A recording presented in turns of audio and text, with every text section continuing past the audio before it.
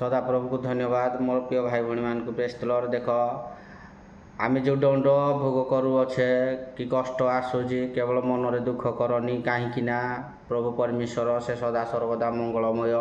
ଆମର ମଙ୍ଗଳ ଚିନ୍ତା କରିବା ନିମନ୍ତେ ତାଙ୍କ ଦ୍ୱିତୀୟ ପୁତ୍ରକୁ ପ୍ରଭୁ ଦେଇଦେଲେ।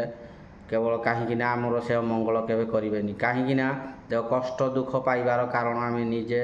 କାହିଁକି ନା ଆମେ ଧୂଆଁ, ସଫଲ, ପାନ, ବିଡ଼ି, ସିଗାରେଟ୍, କଳି, ମାଡ଼, ଝଗଡ଼ା, ହିଂସା, କପଟ, ପାଠ ଖାଇବା, ଅହଙ୍କାର ଖାଇବା, ୟା ବିରୁଦ୍ଧରେ କଥା କହିବା, ତା ବିରୁଦ୍ଧରେ କଥା କହିବା, ହେଇତି ନିମନ୍ତେ ଆମେ ଆମ ନିଜ ହୃଦୟକୁ, ଆମ ମନକୁ ନିଜେ ଆମେ ପରୀକ୍ଷା କରୁ। କାରଣ ଆମେ ଦଣ୍ଡ ପାଇବାର ଯୋଗ୍ୟ କେଉଁଥିପାଇଁ? ଯେ ଆମ ନିଜ ଭୁଲ ଯୋଗୁଁ ନା ପ୍ରଭୁ ଆମକୁ ଦଣ୍ଡ ଦେଉଛନ୍ତି? ନାଇଁ, ଆମ ନିଜ ଭୁଲ ଯୋଗୁଁ। କାହିଁକି ନା ଆମେ ଏଥିରେ କହୁ ଯେ ଆମକୁ ପ୍ରଭୁ ଆଇବ ପରି ଆମକୁ କଷ୍ଟ ଦୁଃଖ ଦେଇଛନ୍ତି। ଆଇବକୁ କେବେ ପ୍ରଭୁ ଦୁଃଖ କଷ୍ଟ ଦେଇନଥିଲେ। କାହିଁକି ନା ତାଙ୍କୁ ସଦା ସର୍ବଦା ଆଶୀର୍ବାଦ ଅନୁଗ୍ରହ କରିଥିଲେ। କେବଳ ଶୈତାନ ଯେଉଁ ପରୀକ୍ଷା କରିଲା, ଅଦୃଶ୍ୟର ବାଡ଼ ସଦାପ୍ରଭୁ ହଟେଇଲେ। ଆଇବକୁ କଷ୍ଟ ଦୁଃଖ ଶୈତାନ ହିଁ ଦେଇଥିଲା।